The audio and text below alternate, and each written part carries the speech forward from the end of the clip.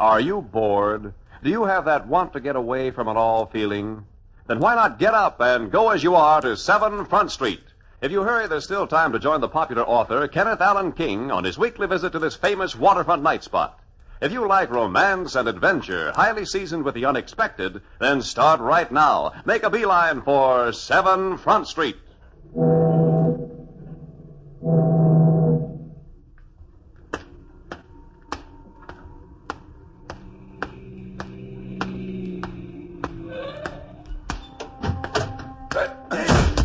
Hey, what's the big idea? Why don't you look where you're going? May you and Allah forgive me for my clumsiness. In my excitement at returning to 7 Front Street, I must have forgotten that other people existed. For a guy your size, that could be dangerous. If you don't mind my asking, Lil isn't by any chance throwing a pre-Halloween shindig tonight, is she? Pre-Halloween? Oh, you refer to the Christian festival, the evening preceding All Hallows and All Saints' Day, October 31st. And my dress. Perfect for the occasion. You don't even need a mask. In the Arabian desert, I could say the same about you. But you will excuse me now. I'm already late for my appointment. Again, I express my regret for having bumped into you. Oh, that's all right. I'm glad you did. Oh, are you going also into 7 Front? I don't think you could keep me out. I mean, yes, I also am going in. Hey, everybody, here he comes. Here comes the sheik. Hey,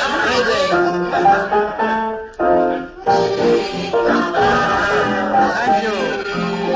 Greetings, my friend.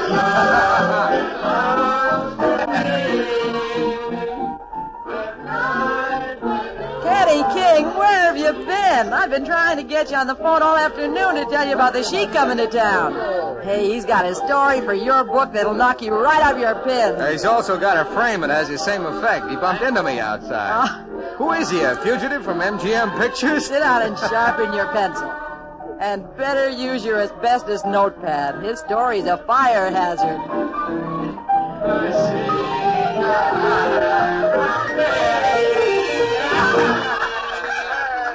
My brothers! Salam alaikum. Peace be with thee. The same to you, Cheeky, old boy. Once again, Allah has granted me the privilege of another pilgrimage to your wonderful land and my beloved 7 Front Street. By the sacred star of the East, I hope that the past year has been as kind to you as it has to me. Come now, share my happiness with me. As we say in Arabia, the drinks are on me. When does he pitch his tent and the dancing girls come in? He's a handsome dog, ain't he? Ain't legal for one guy to have everything he's got. From that look in your eye, Lil, his story will get my book banned in Boston. No, nothing like that, Kevin. No? Start taking notes. Name, Ahmed Ben Youssef. Mm-hmm. Youssef is Arab for Joe. Right. Ahmed's father was a big-shot sheik. In Arab, they call it sheikh. And he was loaded with what passed off for Arabian dough and enough power to keep it. Mm-hmm.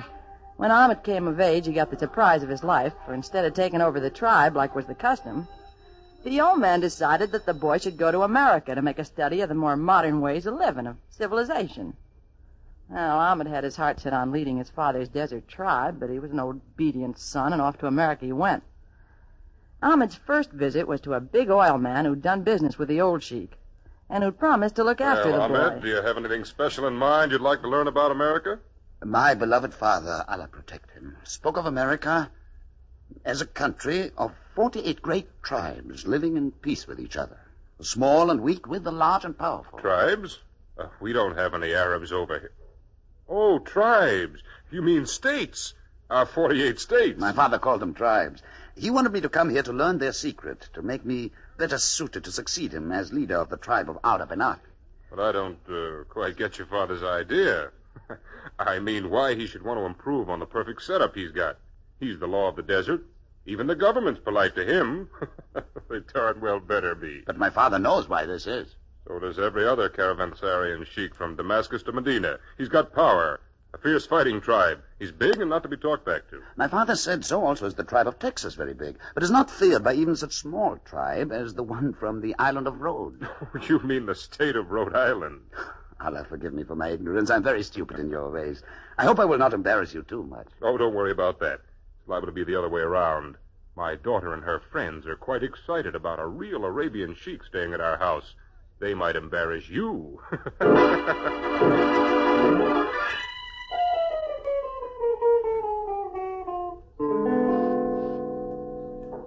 Before Ahmed knew what had hit him, he was the big man of the social set, with a heavy accent on the female end of it.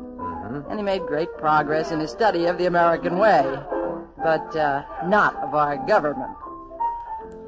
Come on, Ahmed. I'll give you another dancing lesson. We can't have you going back to Arabia without knowing how to cut a rug. I'm very sorry, mademoiselle, but I have promised. I know. You promised to raise a braid and you'd meet her out on the terrace. I heard you. But, What do you think you'll learn about America from her that I can't teach you? Oh, but she has asked to learn of Arabia from me. Oh, I beg your pardon. That's one angle I didn't think of. Touche for Teresa. I don't quite understand. You will before you go back to Arabia. Salam alaikum, handsome. Seems they're learning my ways more quickly than I theirs. Oh, here you are, Ahmed. I was afraid you'd forgotten me. Seems that my only consistent failure of memory is remembering my beloved father's purpose in sending me here to America. But doesn't this come under the heading of learning always? I don't think my father, Sheikh Arab bin Ali, would approve of my teaching the women of Araby to be so soft and tempting. Allah has provided little space in the desert for gentle beauty, such as yours. Men are but mirrors of the land in which they were born. The desert is silent, ruthless, and sometimes treacherous. I'd never believe that of you. Another art the desert forces one to learn for self-preservation: deception. I don't think you're deceiving me, Ahmed. If you will excuse me, I wish to speak to your father about purchasing a flying machine. My father instructed to add that to my list of accomplishments here in America. If that's a sample of Arabian deception, Ahmed, it's far inferior to ours. May Allah seal my lips forever if I speak an untruth. It isn't necessary to call on Allah to do that, Ahmed. Not as long as I'm here.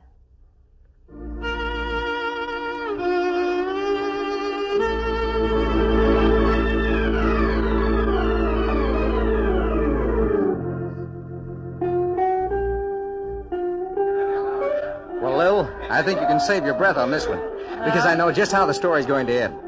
Ahmed went for Braden's daughter and told the old man to get another boy to head up his tribe. Okay, Junior. You write it up that way in your book. And I'll give the real story to Sammy Kane of the Times. Huh? Well, isn't that the payoff? No. Ahmed wasn't shooting the breeze about the desert being treacherous. The only thing he forgot to tell Therese Braden was that what made it that way were people like his half-brother Nazir, who, because of having a different mother, was only a few weeks younger than Ahmed. Nazir's mother brought him up believing he'd been robbed, and that anything he did to latch onto the sheik's title would get the nod of approval from everybody, including Allah himself. Nazir took his mama at her word. Hassan.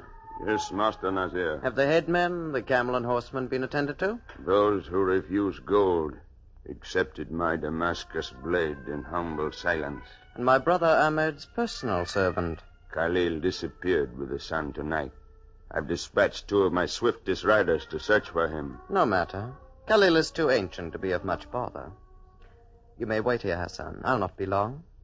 And upon my return for your loyalty and help, I shall accord you the honor of being the first to greet me as the new sheik of the powerful tribe of Abdal bin Ali. Salam alaikum.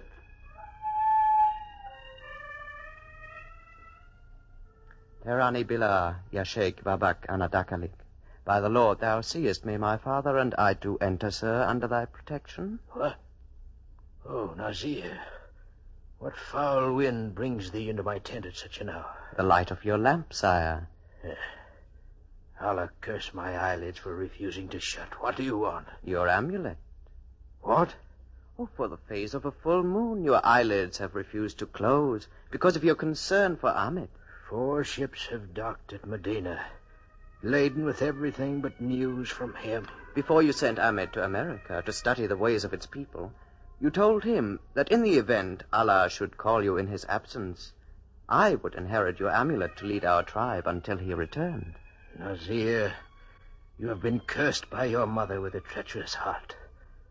Do you think I would allow you to usurp Ahmed's rightful place and to defile the honor of my tribe? Besides, Do I look as though I've been called by Allah? No, my beloved father. But in a few moments, you shall.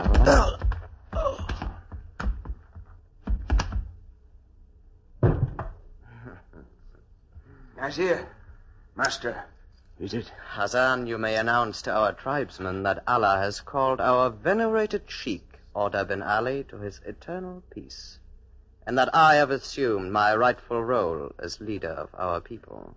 Salam, salam, salam. And one other thing, Hassan. Take this key to my father's treasures and dole out to each man in the royal guard 1 piece of gold, as well as sufficient skins of the finest wine. But Nazir, master, your dead father, and wine drinking? Oh, I'm sure my father won't mind.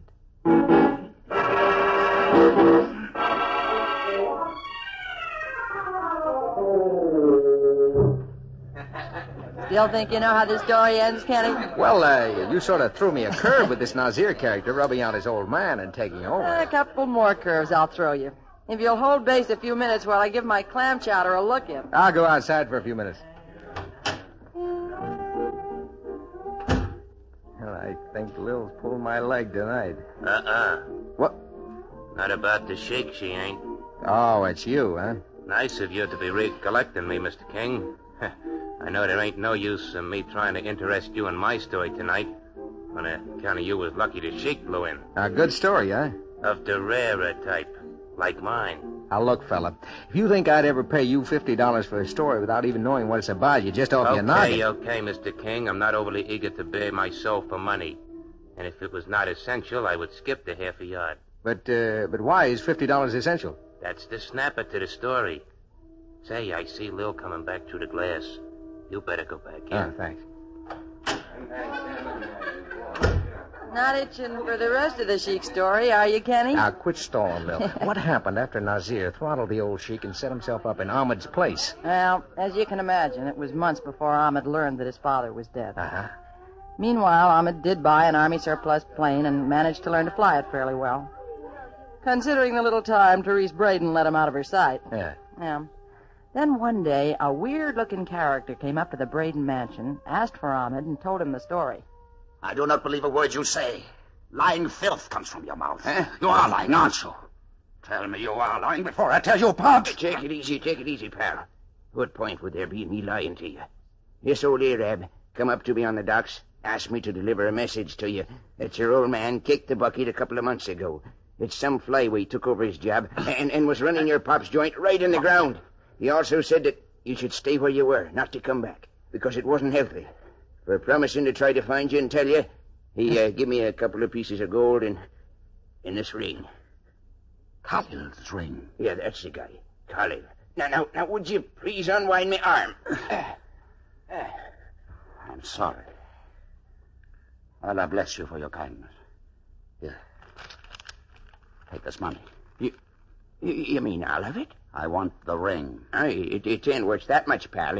It's only a little gold band with a little Arab doodad on it. To me, it's worth a kingdom. Salam alaikum.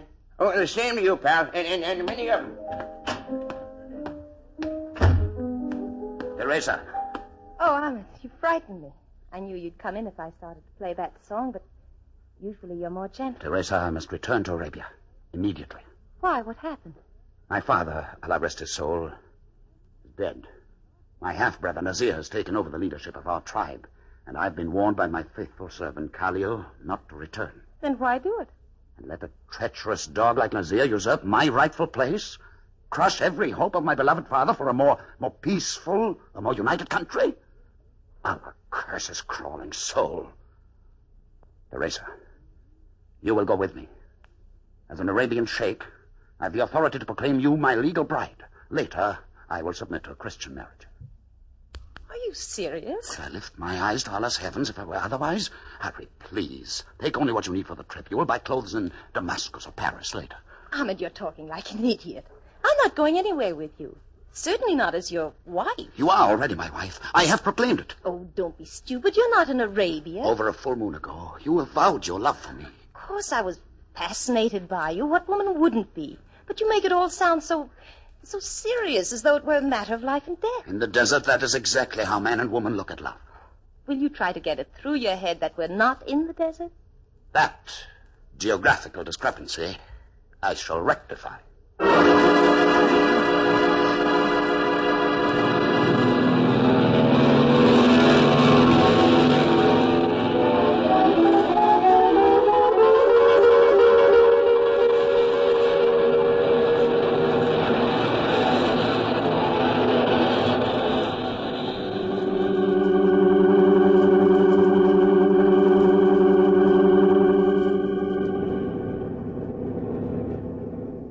I believe it is safe for me to untie you now, Teresa.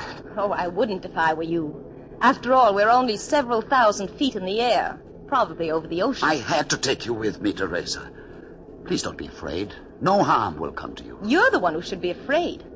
It isn't enough that you're flying straight into the teeth of trouble with your brother Nazir, but... Nazir is well versed in the act of treachery. You're also guilty of a little thing called kidnapping, which carries the penalty of death in the U.S. Well, the prospects of my future aren't very promising, are they? Did you expect them to be otherwise? The Arab has a saying that Allah stores the hope of man in the eyes of woman.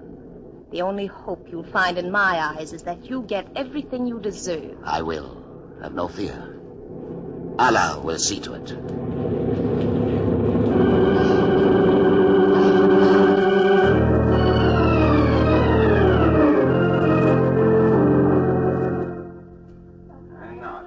Well, up to now, Lil, Ahmed's story made sense, but why did he suddenly go dime novel? Stick his neck out on an international scale by Shanghai the oil man's daughter? Well, why do you write books?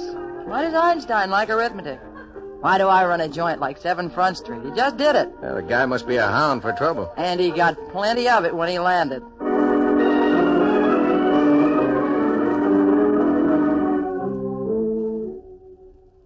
Now, Teresa, you can relax. You have nothing to fear, for this is my land, my country, and my people.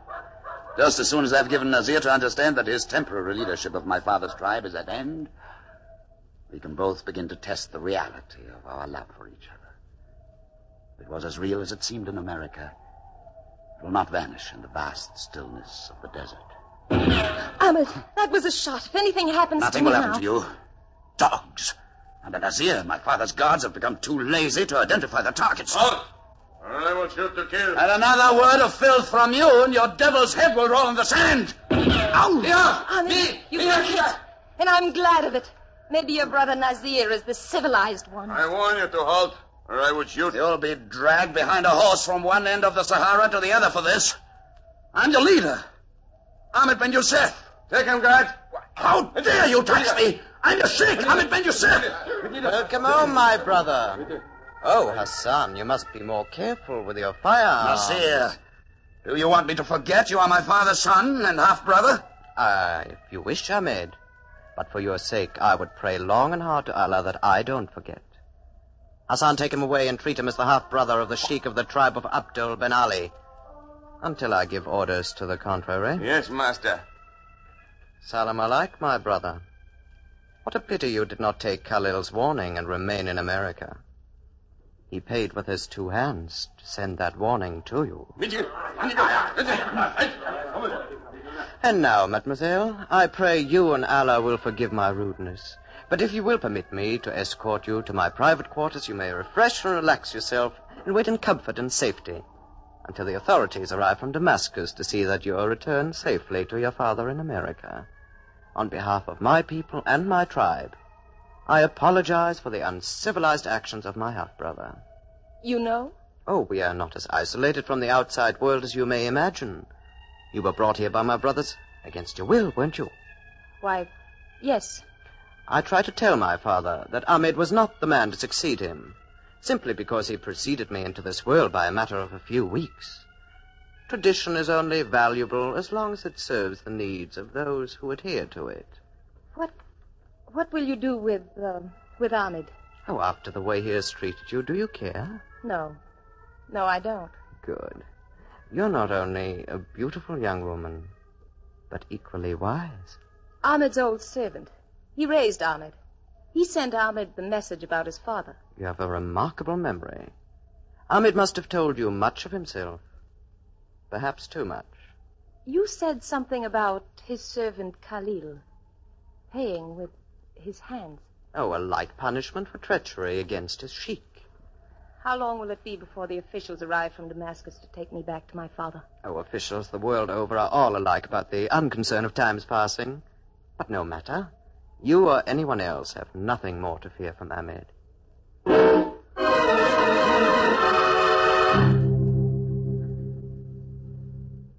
Ahmed, stupid as your actions with the American girl have proved you to be, you still should have no difficulty in realizing I will never relinquish this amulet, symbol of the power of the sheik of our tribe. You obtained it with the blood of my father.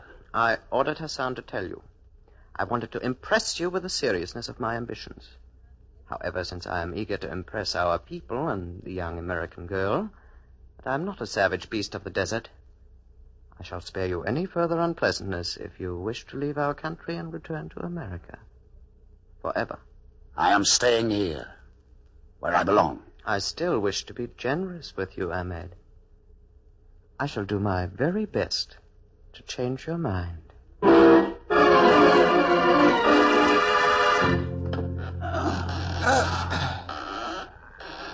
Hassan, I think you might allow my brother to relax for a while.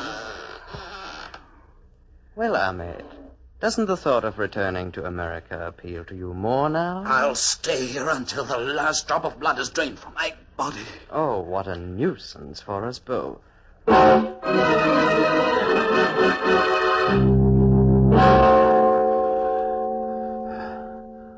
Thirsty, Ahmed? In this heat you must be. Here's water. The officials will be here tomorrow to take the American girl back to her father. With the aid of my doctors, I could manage to get you in shape to return with her. I'm sure you could persuade her to drop charges against you for kidnapping. With all her intelligence, she still seems to be rather fond of you. Get out! Get out before I... Teresa! You are delirious, Ahmed. Teresa, go away. Mademoiselle, what are you doing here?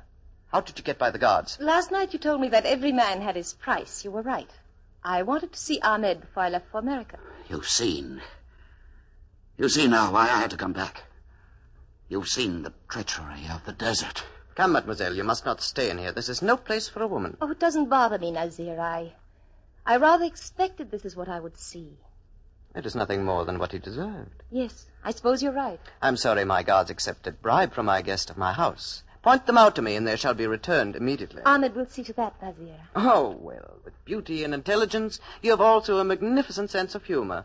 You Americans are a remarkable people. Yes, we are. It's really amazing how many people insist upon underestimating us. Yes, like my brother Ahmed, for instance. Like you, for instance, Nazir. Teresa, be careful. He's treacherous. Yes, Ahmed, I know. You told me. You even warned me, and you thought I didn't listen, pay any attention. It's an American quality. Mademoiselle, kindly explain yourself. I will when you've handed me the amulet of your tribe and released Ahmed. Mademoiselle, I must warn you that the fact that you are an American national under my protective custody does not give you the right to violate the laws of my domain, nor does it make you immune for any such violation. You murdered Ahmed's father and bought your tribe's allegiance with his gold, so you're not immune from similar treachery. Where did you get that revolver? I paid a higher price to your trusted headman Hassan for it than you did. Hand me that amulet. What? You took it after you killed your father. Give it to me. If you think a frail slip of a girl can frighten the great... Teresa, look out! Here's the bed ones!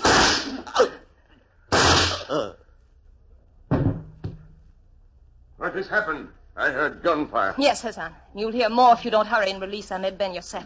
Sheikh Nazir, what have you done to Put him? him in his place, that's all.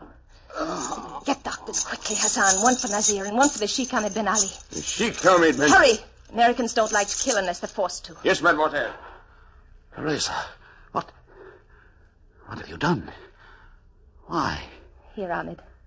This is what you came back to Arabia to wear. The amulet of my tribe. But Teresa, I thought you hated me. So did I, until I saw and heard what Nazir had done and was doing to you. You said you were pleased about it. But I deserved it.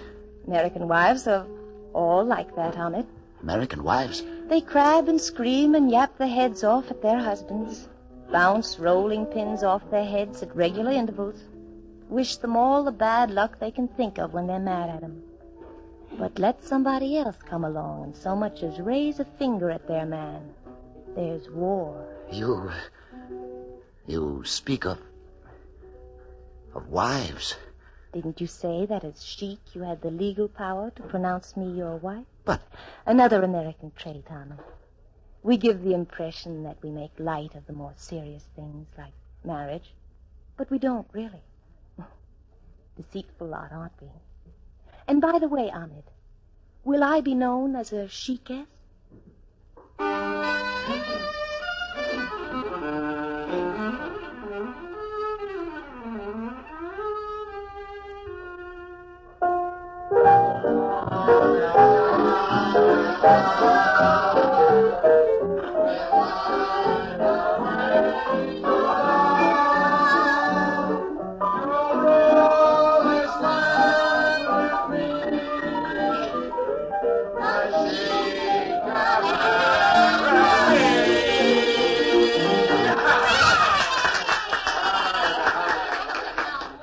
I knew how the story would end, Lil. I saw it coming a mile away. Okay, wise guy.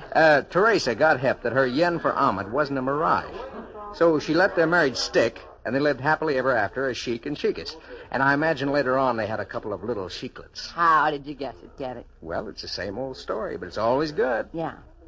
Especially when you know the connection between that story and Ahmed's making a regular pilgrimage to 7 Front Street. Oh, say, that's right. I forgot about that. What is the connection? He, likes my clam chowder. See you later, Kenny.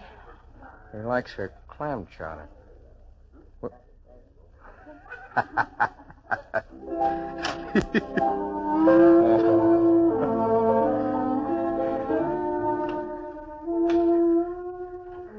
That Lil is a killer, all right. Well, did you get the sheik story, Mr. King? Yeah, including the snapper about why he comes down here to 7 Front Street. You mean Lil really told you? Well, it's a dark secret, but I can tell you. It's because he likes Lil's clam chowder. Oh. I thought she'd hold out on you. Do you know the real reason? Sure. But put the clam chowder ending in your book. It will tend to titillate the interest of your readers. Like I'm titillating you to know why I gotta have $50 to tell you my story. Good night, Mr. King. Well, you can take Lil's clam chowder ending, or leave it.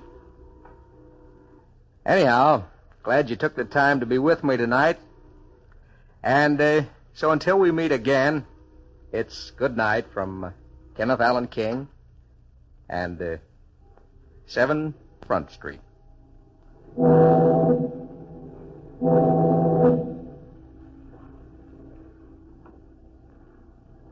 7 Front Street is presented under the supervision of Don Becker and is directed by Emmett Paul. Tonight's cast of characters included Peter Capell, Connie Lemke, Lawson Zerby, Gene Tatum, Barbara Bell Wright, Mort Lawrence, Jim Bowles, and Lester Fletcher.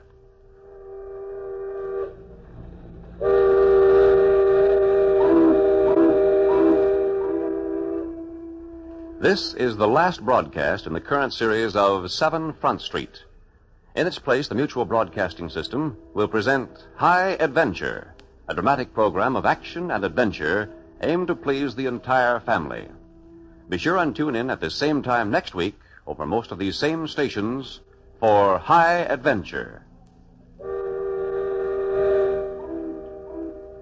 This program came to you from New York. This is Ralph Paul speaking, and this is the Mutual Broadcasting System.